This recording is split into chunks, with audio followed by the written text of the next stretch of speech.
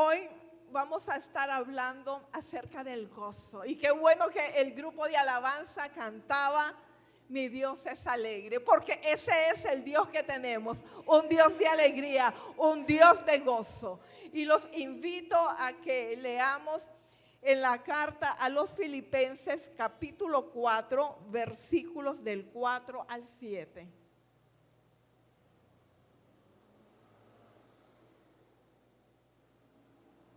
¿Lo tenemos? Filipenses 4, versículos del 4 al 7. Dice así la palabra del Señor, la leemos todos en el nombre del Padre, del Hijo y del Espíritu Santo. Regocijaos en el Señor siempre. Otra vez digo, regocijaos. Vuestra gentileza sea conocida de todos los hombres. El Señor está cerca. Por nada estéis afanosos, sino sean conocidas vuestras peticiones delante de Dios, en toda oración y ruego con acción de gracias. Y la paz de Dios, que sobrepasa todo entendimiento, guardará vuestros corazones y vuestros pensamientos en Cristo Jesús. Oremos. Padre, te damos gracias hoy en esta mañana por tu palabra. Gracias por ese inmenso amor. Gracias, mi Señor, porque tú conoces las necesidades de cada uno. Tú conoces cuáles son las tribulaciones y las circunstancias que tu pueblo está viviendo en estos días. Y tú siempre traes la palabra necesaria, la palabra eficaz, que nos va a alentar y nos va a fortalecer en cada momento de nuestra vida. Habla hoy a nuestra vida, Padre, que tu espíritu de gozo hoy esté tocando nuestros corazones y cambiando nuestras vidas. Te lo pedimos todo en el nombre poderoso de Yeshua. Amén y amén. Podemos sentarnos. Gloria a Dios. Así que la palabra de hoy se titula: estemos siempre gozosos. Y cuando leemos la carta a los Filipenses, es una carta muy bonita. Hay que leerla, si no la han leído completa, hay que leerla toda porque es una carta muy linda. La carta a los Filipenses también se le llama la carta del gozo. Porque a pesar de que el apóstol Pablo, cuando la escribió, estaba en arresto domiciliario, tenía casa por cárcel, estaba en Roma preso. Y él escribe esta carta para mandarles una nota de agradecimiento a la iglesia de los Filipenses, para agradecerles un donativo que ellos habían enviado a él. Pero a pesar de las circunstancias que él estaba viviendo, privado de su libertad, y aún estaba en peligro su vida, él no sabía en esos momentos si él iba a salir con vida de esa situación ahí. Pero sin embargo, él deja notar en toda la carta, y una de las palabras que él más menciona en esta carta es el gozo. Y él les dice que a pesar de que él esté preso, que él esté pasando tribulaciones, el gozo del Señor está con él. Y entonces él anima, él exhorta a toda la iglesia de los Filipenses a que estén gozosos. Y les dice: no estén tristes por mí, no estén tristes por la situación que yo estoy atravesando. Antes bien, que mis sufrimientos les sirvan a ustedes para entusiasmarse, para continuar haciendo la obra de Cristo que les fue encomendada. Prediquen la palabra de Dios con gozo, porque yo tengo gozo. Y entonces por eso le hace esta exhortación de un modo imperativo. ¿Qué imperativo? Una orden. Esa es la que él está dándole al pueblo, a la iglesia de Filipos, de los filipenses. Y les dice así: regocijaos en el Señor. ¿Cuándo? Por momentos, siempre. Otra vez os digo, regocijaos. Cuando repiten, cuando dicen dos veces una afirmación, quiere decir de que en serio, que es palabra de Dios, que es una orden que todos los cristianos, los hijos de Dios, tenemos que cumplir. Amén. Y el gozo es algo que tiene que estar presente siempre en nuestras vidas. Pero sin embargo, Cuando se predica el evangelio de salvación, por lo general no se le da la importancia que tiene el gozo. Al contrario, muchas veces desde la antigüedad el gozo se ha visto como algo que no es compatible con el cristiano. Se piensa que en el cristianismo los cristianos tenemos que estar serios, tenemos que estar amargados, que como ahora somos santos, entonces vamos a andar austeros, vamos a vestirnos de negro, no nos vamos a reír, ni vamos a practicar ninguna actividad que produzca gozo. Yo recuerdo cuando me convertí, una de las cosas que decían en la iglesia es que no es bueno que un cristiano vaya al estadio a ver un partido de béis, que no es bueno que un cristiano vaya al cine. Y les voy a hacer la aclaración que ahora es difícil ir al cine porque la mayoría de las películas no son recomendadas para un cristiano. Pero sin embargo, cuando es una película familiar, entonces podemos ir y llevar a los niños, ¿verdad? También, pero tengamos mucho cuidado. Entonces, me decían, no puede ir uno al estadio, no puede ir al cine. Es malo bailar folclor, me decían. Pero folclor, decía yo, pero si es el baile típico de los nicaragüenses. No, eso no, porque nada de eso te edifica, me decían. ¿En qué te edifica eso? Entonces se creía y se enseñaba que no podemos hacer nada que no tenga un fin espiritual. Y que si usted está sintiendo placer o gozo, eso es malo, eso viene de Dios. Viene del diablo, perdón. Inclusive hay una película que ya es vieja, pero no sé si se encontrará aún, que se llama El banquete de Babel. Era El banquete de Babel. Esta, dicen, todavía la puede encontrar. Y era una mujer, una cocinera, pero de alta cocina, que había ganado una herencia, había recibido. Y entonces ella estaba asistiendo a una iglesia, pero eran de estos puritanos legalistas, que todo es malo, que todo es pecado. Y ella hace este banquete, compra de la mejor comida, todo el dinero que ella había recibido lo invierte en preparar un gran banquete. Invita a su pastor y a los líderes de la iglesia. Y entonces estas personas estaban sentados y estaban comiendo aquellos manjares deliciosos, pero enojados, con cara de enojados, y nadie se atrevía a decir.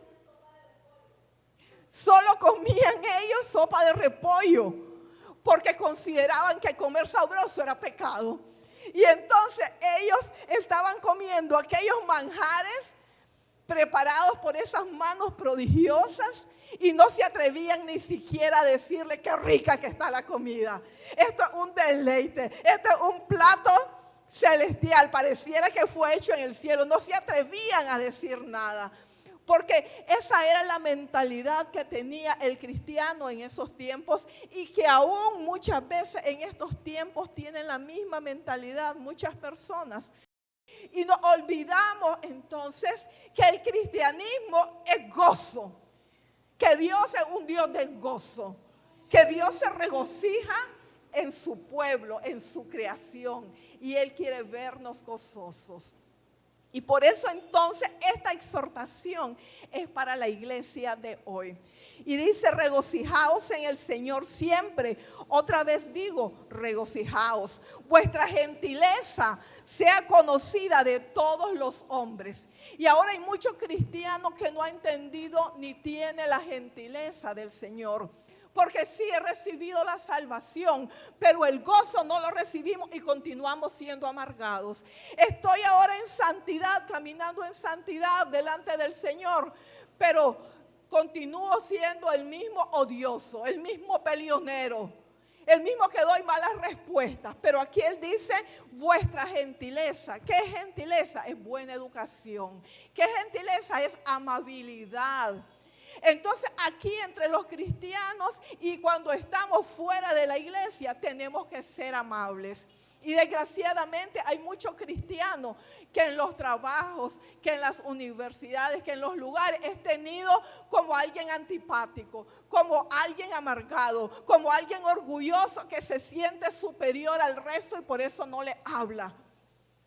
Y aún en la iglesia se trata mal a veces a los hermanos, se trata mal a los nuevos que están llegando. Y no se está practicando lo que es la gentileza, la amabilidad. Cuando viene alguien nuevo, todos tenemos que salir a recibirlo. Todos lo tenemos que saludar. Todos tenemos que darle esa acogida que él está necesitando en ese momento. Los ujieres tienen que ser cariñosos, amén. Hay que hablar con gentileza, con amabilidad, con buenas maneras. No que viene un pobrecito nuevo y se sienta en la silla azul que es de los de alabanza. Entonces se viene el ujier corriendo y le dice, quítate de ahí, que eso es para los alabadores nada más. Vaya, siéntese ahí atrás. Y se va la pobre persona. Es un ejemplo, gloria a Dios. Eso pasará en otras iglesias, pero aquí no, ¿verdad? Nunca. Tenemos que tener esa gentileza. Y entonces por eso dice Pablo, el Señor está cerca. Pero el Señor está más cerca en estos tiempos que en aquellos tiempos. Así que ahora que ya estamos viviendo los últimos tiempos, que ya tenemos todas las señales de que la venida de Yeshua es pronta, entonces es cuando más debemos de ser gentiles los cristianos, unos con otros y con todo aquel que no conoce de Dios, para que podamos ser un buen ejemplo, un buen modelo y digan, mira ese cristiano, qué amable, qué cariñoso que es un placer platicar, compartir con él, yo quiero ser como es él, amén. Ese es el ejemplo que tenemos que dar porque el Señor está cerca. Y también dice la Escritura, por nada estéis afanosos, si no sean conocidas vuestras peticiones delante de Dios. ¿Qué es estar afanoso? Es no estén preocupados por nadie. Marjorie, no estén preocupados por nada, dice el Señor. No, por nada estéis afanosos, dice el Señor. No se preocupen por nada, no importa la situación que estén viviendo, no importa el problema que estén atravesando, no importa el tamaño de la situación. A veces uno mira problemas tan grandes que uno los ve imposibles, que uno busca por todos lados, Señor, y no encuentro una solución. Pero yo nunca le digo, Señor, hace esto y esto. Yo le digo, para mí no hay solución, pero tú eres el Dios de los imposibles. Y yo no te voy a decir, hace esto, hace lo otro, porque tú sabes mejor lo que tienes que hacer. Y va a obrar a mi favor. Una vez estábamos en una situación tan grave, tan difícil. Y cuando esperábamos que las cosas se pusieran a nuestro favor, se ponían peor. Y se iba haciendo peor y peor el problema. Pero Dios me habló una mañana y me dijo, por cuanto fui invocado desde el primer día que tuvieron esta situación, yo se las voy a resolver, gloria a Dios. Y así lo hizo. No actué en el tiempo que estábamos esperando, ni de la forma que lo estábamos esperando, pero siempre fue buena, fue agradable, nos llenó de gozo esa respuesta que Él nos dio, amén. Entonces Él dice, cuando tengan un problema, no estén preocupados, no pierdan el sueño, sino que es lo que tienen que hacer, presenten sus peticiones delante de Dios en toda oración y ruego. ¿Por qué ahora hay mucho pueblo de Dios de que cuando vienen los problemas y las tribulaciones a su vida andan angustiados? Porque ahora ya no se está haciendo esto, no se está orando, no se le están presentando las peticiones a Dios para que Él tome el control de las cosas, sino que es lo que se dice, yo declaro este problema resuelto, yo declaro hoy este día bendecido, yo declaro que hoy, ¿y a dónde le estamos presentando con estas declaraciones la situación a Dios?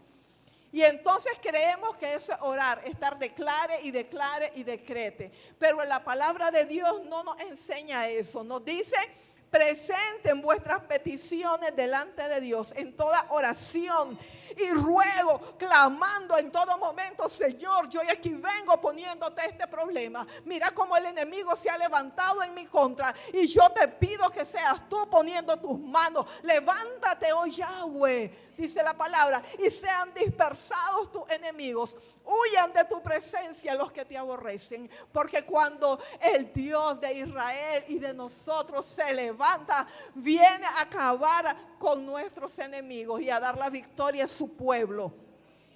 Y entonces dice, van a rogarle, van a orar y van a rogar, y con acción de gracias.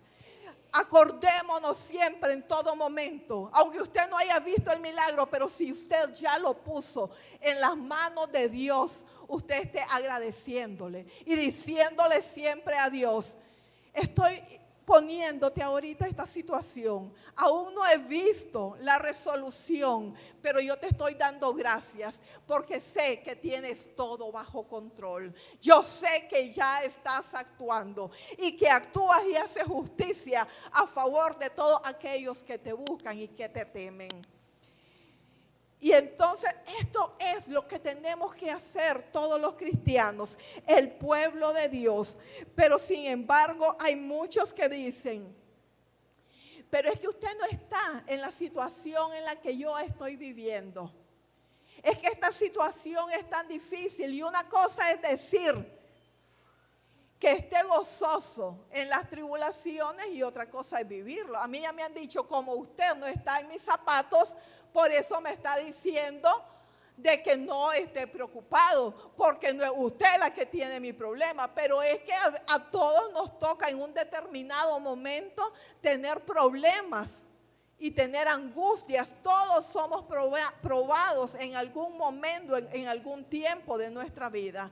Pero si queremos salir con la victoria, no podemos olvidar el tener el gozo del Señor, que es lo que tiene que predominar siempre en nuestra vida.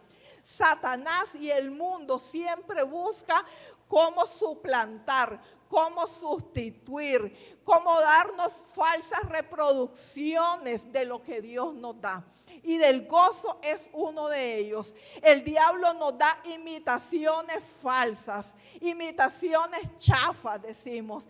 Que cuando usted compra algo que es imitación barato, no le va a resultar como lo que es la marca original cara. Se le va a descomponer y le va a durar poco. Así es todo lo que Dios da, lo que el enemigo da, lo que el diablo da. Es efímero, es corto, es de poca duración. Entonces el gozo que ofrece el enemigo, por ejemplo, es a través del alcohol.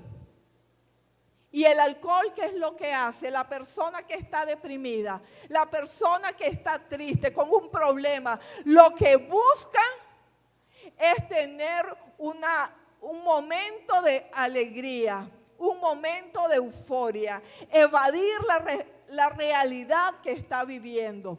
Pero ¿qué pasa? Se emborracha y está alegre un momento, pero luego cuando pasa el efecto del alcohol, va a caer en una depresión y en una tristeza aún mayor que la que tenía anteriormente, porque esos son los efectos del alcohol. Produce depresión. Entonces, para quitarse la depresión, va a volver a emborracharse. Y dice la Escritura, no os embriaguéis en el vino en el cual hay disolución. Antes sean llenos del Espíritu de Dios. Amén. Y muchas otras personas, ¿en dónde es que buscan el gozo? ¿En dónde buscan la felicidad y la alegría? En el sexo ilícito. Lo buscan en las drogas. Lo buscan en el dinero, en la fama, en el éxito. Porque están creyendo que eso es lo que les va a dar el gozo. Y por eso vemos tantas personas que aún son capaces de hacer pactos con el diablo, de vender su alma al diablo con tal de que les dé fama, con tal que les dé dinero. Pero igual decía Yeshua, ¿y de qué le va a servir al hombre? ¿De qué le va a aprovechar al hombre ganar el mundo y perder su alma? ¿Qué recompensa dará el hombre por su alma? Y sin embargo ahora podemos ver que hay muchos artistas que sin ningún recato dicen, sí, yo soy famoso porque hice un pacto, porque vendí mi alma. Lo están diciendo ahora abiertamente. Y eso les da la felicidad, eso les da el gozo. No, porque pueden tener esa felicidad un breve tiempo nada más. Pero miramos que su vida luego está destruida. Y vemos cómo hay muchas de estas personas famosas que están muriendo antes de tiempo, con vidas destruidas, porque cayeron en todo tipo de excesos. Porque lo que les dio el mundo y Satanás no les dio la felicidad que ellos andaban buscando. Porque cuando estaban solos vivían en una grandes depresiones, porque el único gozo verdadero, duradero, eterno lo da Dios, lo da el Padre. Y cuando venimos a los pies de Cristo, entonces recibimos una salvación. Y cuando Él nos da la salvación, recibimos el gozo de la salvación. ¿Por qué tenemos el gozo de la salvación los cristianos? Porque cuando no conocíamos a Dios, andábamos por ahí perdidos haciendo cualquier cosa. Pero nuestro final, ¿cuál era? Era de condenación. Era ir eternamente al infierno. Pero tenemos un encuentro con Yeshua. Hacemos un pacto con Él.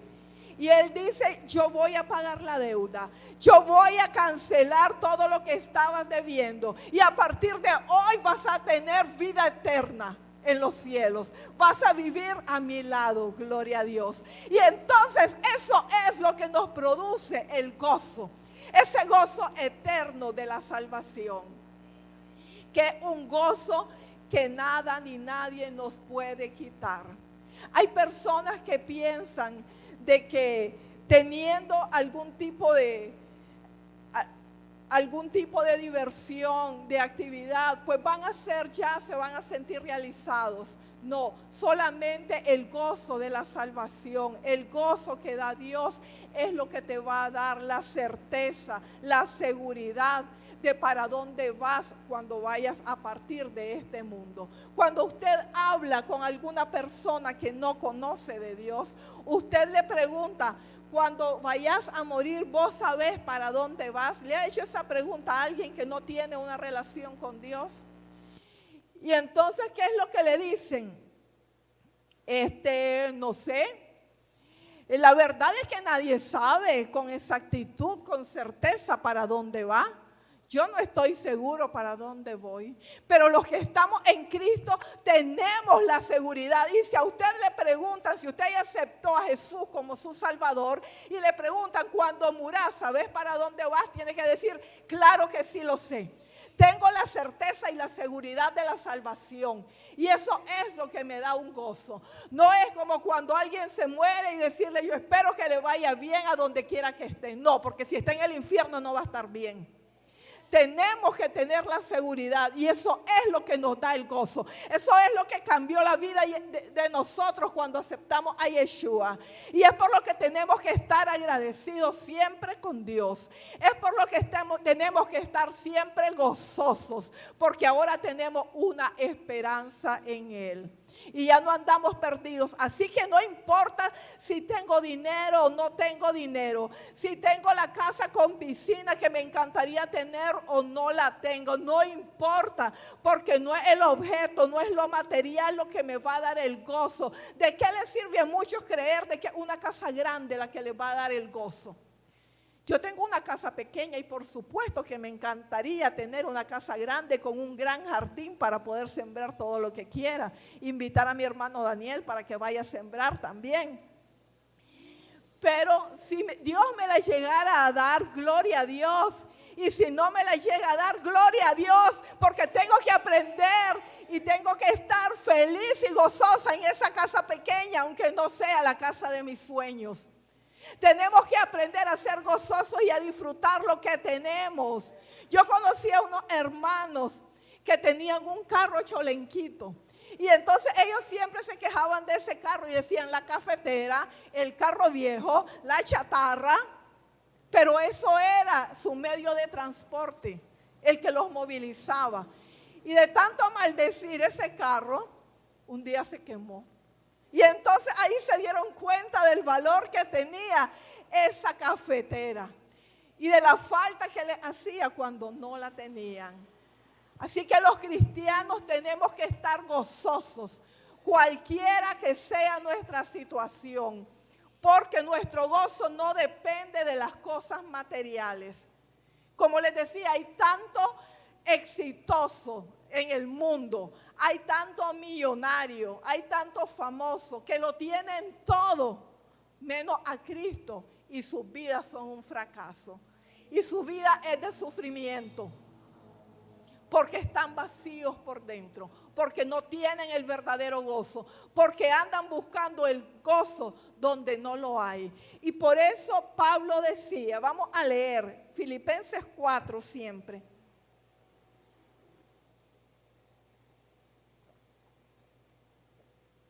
Filipenses 4, versículos 11 al 13. 4, 11 al 13. No lo digo porque tenga escasez, pues he aprendido a contentarme, cualquiera que sea mi situación. Sé vivir humildemente y sé tener abundancia.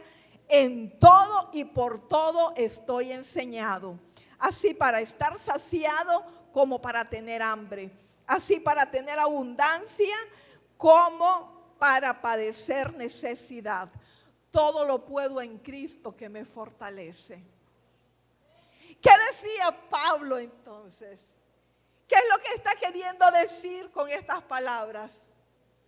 Que su gozo, que su felicidad no depende de lo externo, sino que es una condición interna dada por Dios. Él estaba preso.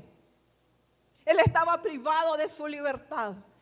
A veces cuando él recibía donativos de las iglesias que lo amaban, él tenía abundancia de alimentos, pero había otras ocasiones en que le tocaba aguantar hambre. Pero él decía, no importa cuál sea mi situación, porque yo he aprendido a desarrollar, a tener contentamiento, cualquiera sea mi situación, en la abundancia o en la escasez. Yo he aprendido a estar feliz. Y es algo que los cristianos no aprendemos, somos muy quejosos, no lo hemos terminado de aprender. Pero no puede depender, no debe depender nuestro gozo del dinero, de lo que tengo o de lo que no tengo. Él decía, Pablo, he aprendido a contentarme cualquier sea mi situación, aunque esté problemado, aunque esté angustiado, pero no podemos perder el gozo. Pero ¿cómo si tengo un gran problema voy a tener gozo? ¿Cómo si estoy en una gran adversidad voy a tener gozo? Eso es imposible, podrán decir muchos. Pero aquí él es que dice esta gran frase. Este texto que mucho se dice pero se saca de contexto. Y es, todo lo puedo en Cristo que me fortalece. Y ocupan este texto para querer decir o demostrar que cualquier cosa que se nos ocurra lo podemos hacer. Si yo digo que quiero ser cantante y que quiero cantar como mi hermana Cela, yo les aseguro que no voy a poder, aunque repita 1000 veces, todo lo puedo en Cristo que me fortalece. Yo de niña recibí clases de canto y de guitarra y no tenía oído musical ni voz para entonar las notas. Así que no voy a poder cantar nunca como canta mi hermana, porque no se está refiriendo a eso este texto. Si yo quiero ser astronauta, entonces voy a ir a la NASA y ellos me van a contratar para ir a la luna o al espacio, porque todo lo puedo en Cristo que me fortalece. Claro que no. ¿Pero a qué se está refiriendo? A que podemos tener el gozo en malas circunstancias, a que tenemos que tener el contentamiento aunque las cosas vayan mal. A eso se está refiriendo. Entonces que nadie diga, no, es que yo no puedo tener gozo, es que no sabes la situación que estoy viviendo. Es muy fácil decirlo, pero es otra cosa estar en mis zapatos. No, nada de eso. Aquí dice la palabra, todo lo puedo en Cristo que me fortalece. ¿Y quién ha sufrido tanto como el apóstol Pablo a causa del evangelio? Cuando leemos acerca de los sufrimientos de un apóstol, Pablo decía que había sido apedreado y dejado como muerto, que había recibido latigazos, que había tenido persecuciones, que había sufrido hambre, frío, escasez. Todo eso eran los sufrimientos, pero sin embargo él dice, yo ya aprendí a contentarme. Aunque cualquiera sea mi circunstancia, el gozo de Dios esté en mi vida. Porque el gozo del Señor es nuestra fortaleza. Y si estamos en una mala situación, en un momento de prueba, si estamos gozosos, entonces es cuando vamos a poder vencer al enemigo.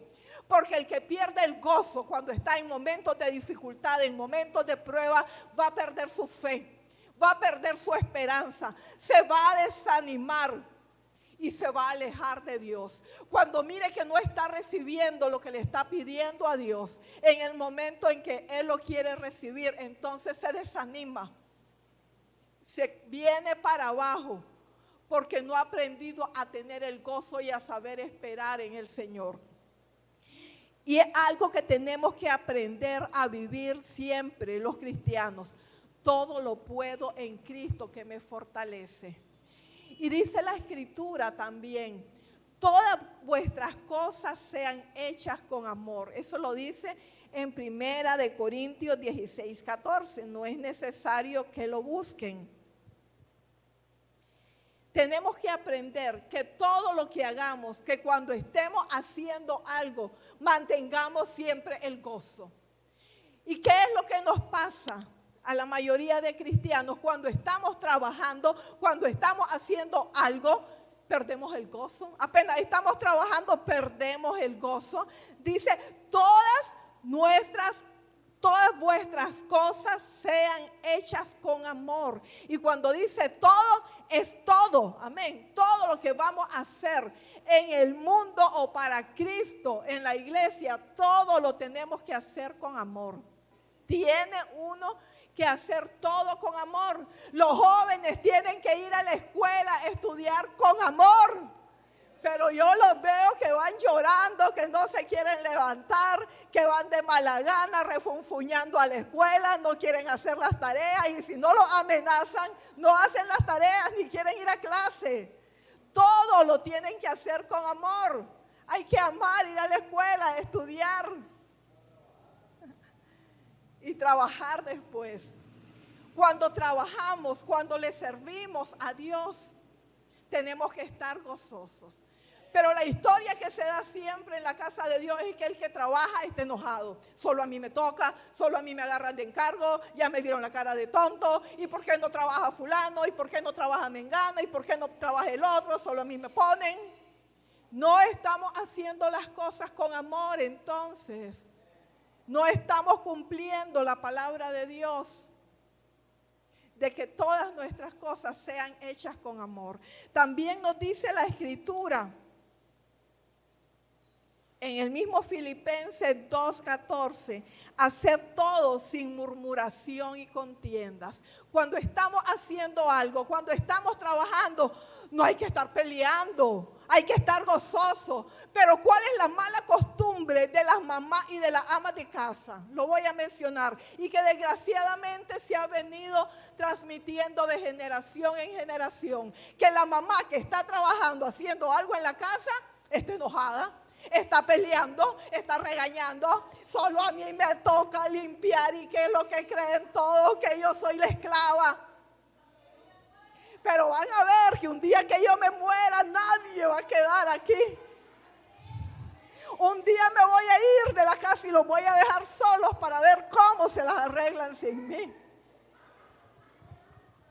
Cuando me muera y que me los echen todos al hoyo, porque todos son unos inútiles, dicen. Que si yo no estoy haciendo las cosas, nadie hace nada.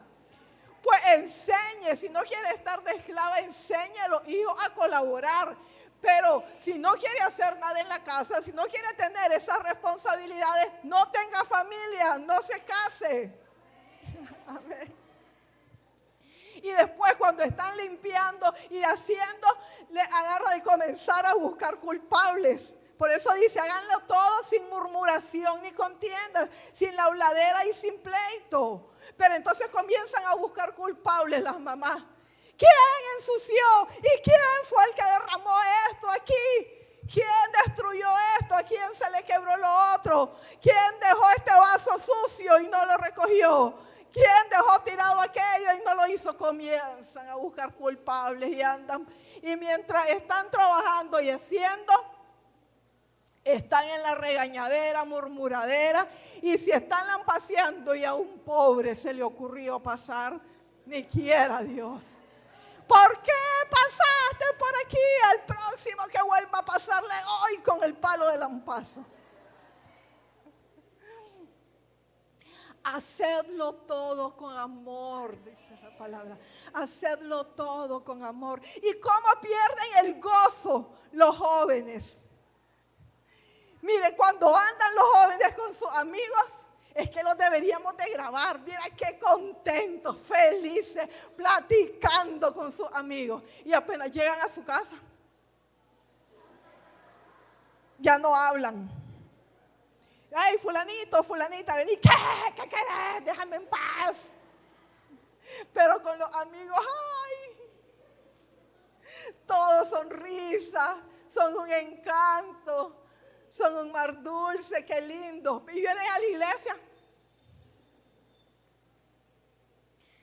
Jóvenes, no quieren buscar de Dios los jóvenes. Es que estoy muy joven, es que voy a desperdiciar mi vida, es que no me estoy divirtiendo y después voy a llegar a viejo y no he disfrutado de los placeres del mundo. Dice la Escritura en Eclesiastés: acuérdate del Señor en los días de tu juventud, antes que vengan los días malos, de los cuales digas no tengo en ellos contentamiento. No esperen ser viejos cuando ya no sirven para nada para buscar de Dios. Hay que buscarlo en la juventud para darle los mejores años a Él y que tengan una vida bendecida y prosperada por Él. Amén. Que el destructor no caiga en su vida, sino que hay que buscarlo en los primeros años.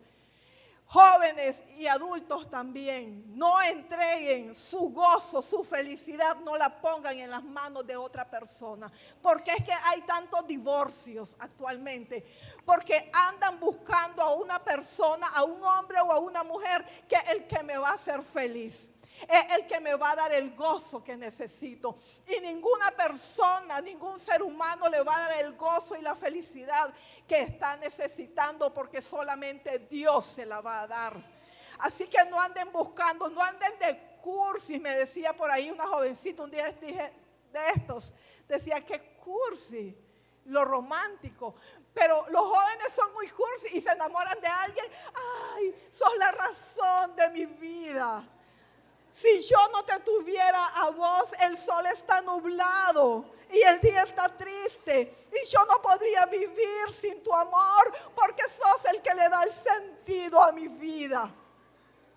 Y después las deja y se va con otra, y después terminan esa relación y se van a buscar la pastilla del amor.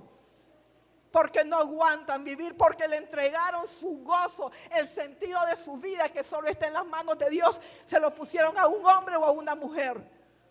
Están muy equivocados. No es ninguna persona el que le puede dar ese gozo, solamente Dios. Así que hay que tener mucho cuidado en estas cosas. Jóvenes, cuando se vayan a enamorar, no se casen con un amargado. Búsquense a una persona gozosa. Abran bien los ojos. Hay que buscarse a una persona alegre, gozosa, porque un amargado le va a amargar la vida. Amén.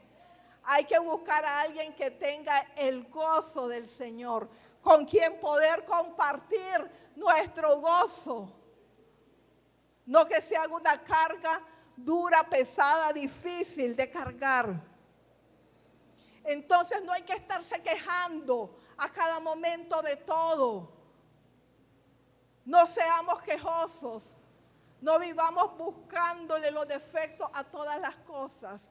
Dice la palabra, no se quejen los unos de los otros, sino que tenemos que soportarnos. Cuando venimos a Cristo, desgraciadamente, venimos con un pasado de dolor, de sufrimiento. Muchos de nosotros. Traemos traumas, traemos heridas, nos han rechazado, nos han abandonado, nos han traicionado. Pero cuando tenemos un encuentro con Dios, entonces le tenemos que decir, yo aquí hoy te pongo mi corazón, Yeshua, porque yo leí, a mí me dijeron que tú viniste a sanar a los quebrantados de corazón. Y yo quiero que sanes mi corazón hoy. Que seas tú sanando mi memoria y mis recuerdos. Que seas tú quitando el espíritu angustiado de dolor, de tristeza, y me unjas con óleo de gozo, con manto de alegría, y que no haya rencor, odio, resentimiento en mi corazón. Porque el que los tiene entonces va a tener amargura en su vida. Y dice la Escritura, vamos a leer en Hebreos 12:15. Mirad bien, no sea que alguno deje de alcanzar la gracia de Dios, que brotando alguna raíz de amargura os estorbe y por ella muchos sean contaminados. Aquel que viene a los pies de Cristo, pero quiere continuar cargando con todo ese saco del pasado, de los dolores, de las traiciones, del sufrimiento que le tocó vivir. Y justifican muchas veces cuando uno les dice, pero ¿por qué eso así? ¿Pero por qué no tenés gozo? ¿Por qué vivir amargado? Es que usted no sabe lo que a mí me tocó vivir. Viera cómo fue mi infancia, viera qué duro que me trataron, qué mal que me maltrataron, cómo me abandonaron. Y después me crié con el abuelo, con el tío, con aquí, que me abusó, que me golpeó, que me hizo. Pero si ya el enemigo destruyó tu pasado, no permitas que te destruya también el futuro. Y si ya tenés raíces de amargura, hay que pedirle a Dios que Él desarraigue toda esa amargura para no andar ahí con un árbol bien arraigado, enraizado en nuestro ser de amargura.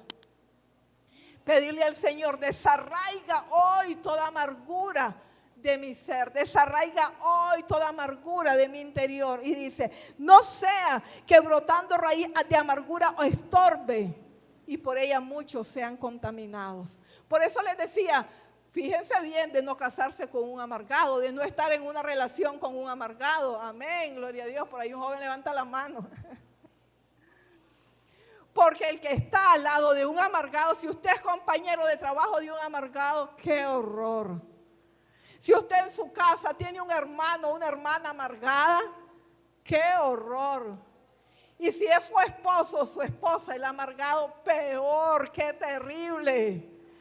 Porque le va a vivir robando el gozo a cada rato.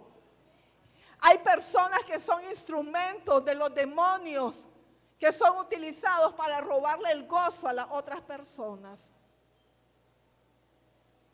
Pero por eso tenemos que tomar siempre la decisión de no permitir que nada ni nadie venga a robarnos el gozo. A veces los cristianos tenemos que pasar por pruebas, por momentos difíciles. Y a todos nos toca enfrentar momentos de duelo, momentos de pérdidas. Pero si hemos sufrido la pérdida, la muerte de una persona amada, por supuesto que nos va a doler porque nos vamos a separar de ella y por un buen tiempo no la vamos a ver hasta que ya nos encontremos en el cielo. Por eso es importante que estemos orando siempre por las familias que no conocen a Cristo, para que al morir todos ellos vayan al cielo, vayamos a encontrarnos en el mismo lugar, todos, para que al morir partan con la salvación y podamos decir, como decía Pablo en esta misma carta, para mí el vivir es Cristo y el morir es ganancia.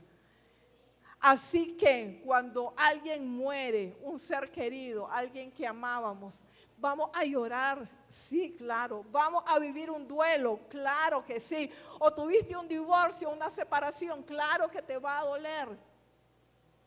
Claro que te va a afectar y hay que llorar y hay que sufrir el tiempo adecuado, correcto, para superar, para desahogarte, para hacer catarsis.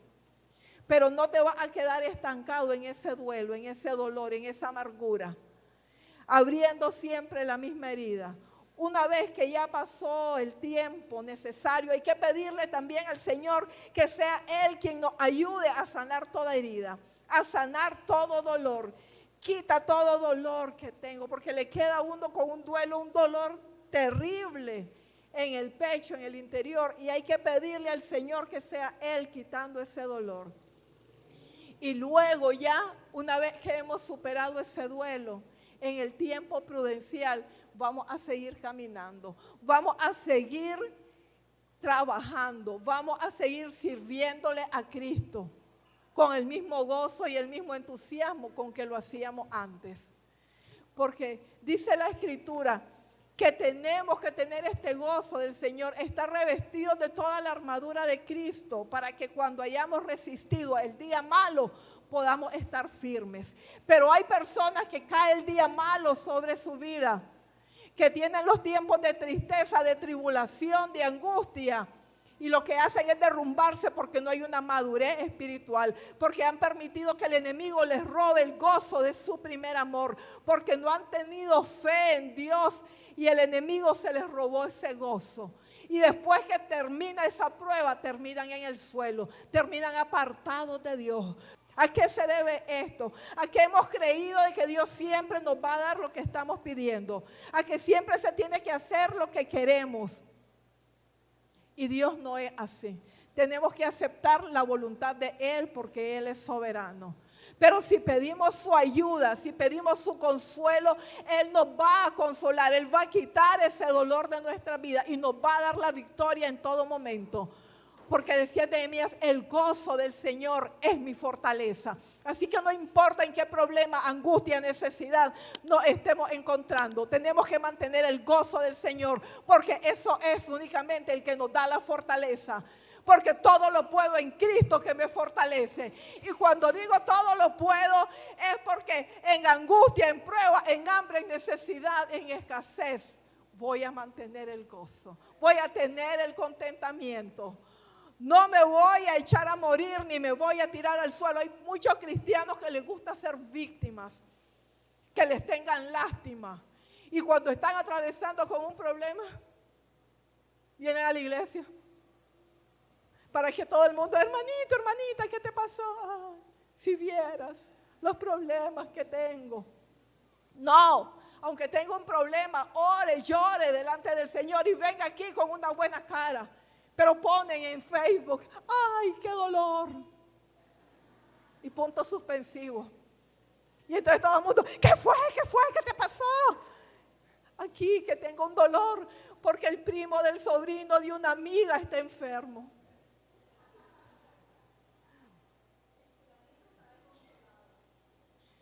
Y ponen en los estados, ¿verdad? Está desconsolado, está triste. ¿Por qué queremos dar lástima? Estos tiempos son difíciles, claro que sí son difíciles. En estos tiempos el enemigo es cuando está atacando más fuerte para derribar a los hijos de Dios y para robarles su gozo. Hay que tener mucho cuidado en estos tiempos porque se están moviendo potestades de demonios para robarle el gozo a cristianos y no cristianos. Y por eso hay tanta gente actualmente que está sufriendo de ataques de ansiedad, de ataques de pánico, de depresión y están queriendo suicidarse. Hay que tener mucho cuidado cuando sienta que vienen esos espíritus de tristeza, que no tiene ningún problema pero se está sintiendo triste. Hay que reprender eso y pedirle al Señor de que sea Él llenándolo con su gozo. Ese es el ataque que está haciendo principalmente ahora. ¿Y qué es lo que está haciendo la gente? Corriendo donde los psiquiatras, corriendo donde los psicólogos y le van a poder dar una pastilla para que, un ansiolítico para que se le quite la ansiedad, se le quite la tristeza por un momento. Pero luego que pase el efecto de esa pastilla, la persona vuelve a quedar derribada, derrotada nuevamente. Porque es solamente el gozo del Señor el que nos puede sostener. Anda atacando ese espíritu de tristeza y de depresión. Yo, a pesar de que nunca he sido una persona así, alborotada y que alegre y es el alma de la fiesta y del lugar. No, nunca he sido así. Pero tampoco he sido depresiva. Y gracias a Dios nunca en mi vida he sentido lo que es un deseo de suicidio. Nunca, gloria a Dios. Pero sin embargo, en estos días que yo estoy viendo qué es lo que se está moviendo en todo el mundo, que está atacando el espíritu de depresión, hace como una semana aproximadamente, sentía en mi corazón una tristeza y un dolor. Y yo, pero Señor, ¿de qué es esto? Ay, pero sentía que quería llorar y quería escribir en Facebook, ya, ay, qué tristeza.